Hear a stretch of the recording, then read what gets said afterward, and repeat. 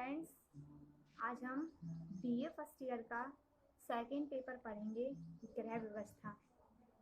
इसमें हमारा वही टॉपिक रहेगा जो हम पिछली क्लास में पढ़ रहे थे, शक्ति का व्यवस्थापन। लेकिन इसमें हमने आगे की हेडिंग पढ़ ली थी और ये भी पढ़ लिया था कि थकान की प्रकार, ये हेडिंग भी हो गई थी। थकान कितने प्रकार की होती है मैं एक बार फिर से बता देती हूँ। थकान दो प्रकार की होती है, पहली जो शारीरिक, दूसरी मानसिक थकान। जो शारीरिक थकान थी हमने उसके बारे में आपको बता दिया था। आज हमारी न्यू हेडिंग रहेगी मानसिक थकान। इसमें लिखेंगे जब व्यक्ति को कार्य लगातार करना पड़ता है तो उसकी रुचि कम हो जाती है, उसे कार्य के प्रति आकर्षण नहीं रहता, वह कार्य से घृणा करने लगता है, उसे कार्य नीरस लगता है और कार्य के प्रति उपेक्षा का भाव उत्पन्न हो जाता है। यह स्थिति मनोवैज्ञानिक थकान या मानसिक थकान कहलाती है। जब उसे किसी कार्य को करने की विधि नहीं आती, ज्ञान, योग्यता व कौशल की कमी से भी यह थकान होती है। मनोवैज्ञानिक थकान दो प्रकार की होती है। तो फर्स्ट हेडिंग लिखेंगे नीरस थकान या बोरियत से होने वाली थकान। तो इसमें लिखेंगे इस थकान के अंतर्गत कार्य करने की क्षमता में कोई परिवर्तन नहीं आता, परंतु अन्य लक्षण दिखाई देने लगते हैं। जैसे इसमें पॉइंट्स में लिखेंगे, फर्स्ट पॉइंट में लिखेंगे कार्य के प्रति उदासीनता, सेकंड पॉइंट बेचैनी अनुभव होना, थर्ड पॉइंट कार्य में रुचि ना दिखाना, नेक्स्ट पॉइंट सोचने समझने की शक्ति कम होना, नेक्स्ट पॉइंट में लिखेंगे मन का ऊब जाना, फिर नेक्स्ट पॉइंट मस्तिष्क का भारीपन, लास्ट 7 पॉइंट में लिखेंगे समय के धीरे गुजरने का एहसास।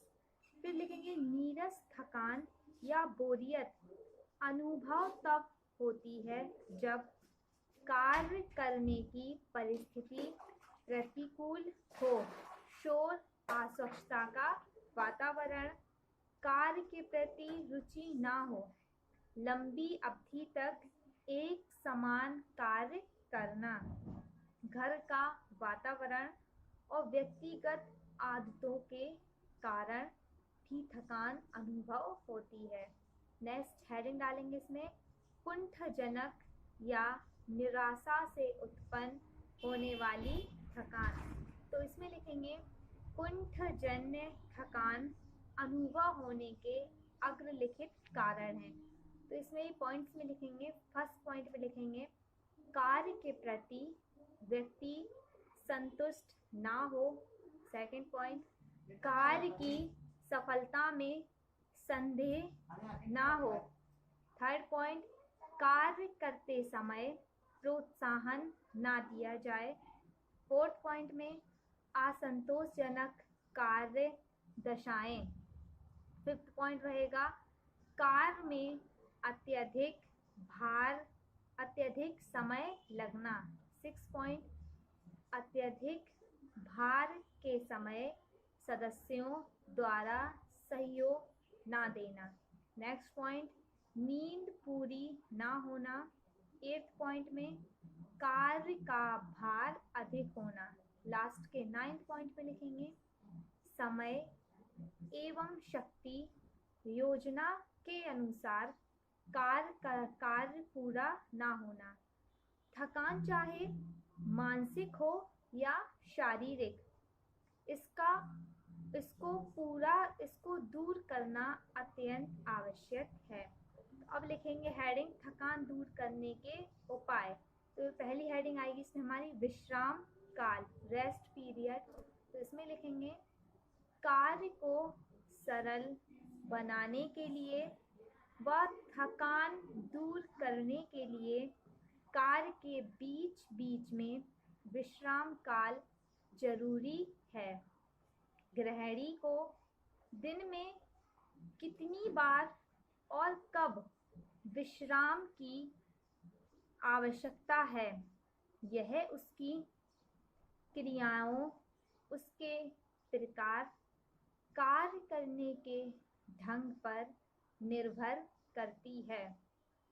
विश्राम करने का तरीका गृहिणियों में भिन्न भिन्न होता है। कुछ गृहिणियां कार्य में परिवर्तन करके शारीरिक कार्य के बाद मानसिक कार्य, कुछ लेटकर, आराम की स्थिति में बैठकर इत्यादि विश्राम करती हैं। विश्राम काल इतना होना चाहिए कि उससे व्यक्ति में पुनः कार्य की शक्ति व उत्साह प्राप्त हो जाए। सेकंड हेडिंग, प्रेरणा या उत्तेजना की आवश्यकता, रोल ऑफ मोटिवेशन। इसमें लिखेंगे कार्य करते समय कार्यकर्ता को कार्य के लिए प्रोत्साहित करना चाहिए। इसके लिए कार्य में परिवर्तन करके मनोरंजन की व्यवस्था करके नवीन विधि कार्य का संशोधन करके व्यक्ति को कार्य करने को प्रेरित या उत्तेजित किया जा सकता है। अब नेक्स्ट थर्ड हेडिंग लिखेंगे सरल लक्ष्य, सिंपल गोल। इसमें लिखेंगे यदि कार्य के लक्ष्य सरल हो या उन्हें आसानी से प्राप्त किया जा सके तो कार्य के प्रति निरस्ता कम हो जाती है व व्यक्ति को संतोष व आनंद महसूस होता है। यदि लक्ष्य कठिन होते हैं तो व्यक्ति कार्य करने पर जल्दी थक जाता है। नेक्स्ट फोर्थ हेडिंग लिखेंगे कार्य के प्रति रुचि जागृत करना, क्रिएट इंटरेस्ट इन जॉब। इसमें लिखेंगे निरस्ता को दूर करने के लिए कार्य के प्रति रुचि जागृत करनी चाहिए। इसके लिए कार्य की नई विधि, मनोरंजन, प्रोत्साहन, सहयोग आदि का भी ध्यान रखना चाहिए। सभी सदस्य मिलकर कार्य करें तो कार्य के प्रति रुचि जागृत होती है। नेक्स्ट फिफ्थ हेडिंग लिखेंगे कार्य में कुशल होना, डेवलप वर्क स्किल। तो इसमें लिखेंगे यदि कार्यकर्ता को कार्य सही ढंग से व कुशलता से करना आता है तो उसे थकान कम महसूस होती है। कार्य प्रणाली में सुधार व सरलीकरण कर थकान दूर की जा सकती है। नेक्स्ट 6 पॉइंट में लिखेंगे उचित शारीरिक स्थिति, प्रॉपर बॉडी पोस्चर। तो इसमें लिखेंगे थकान होने का कारण अनुचित शारीरिक स्थिति या मुद्रा भी होती है। थकान कम करने के लिए शरीर की बड़ी मांसपेशियों का उचित उपयोग होना चाहिए। शरीर के अंगों को गुरुत्वाकर्षण की सीध में रखकर कार्य करने से भी थकान कम होती है। शरीर की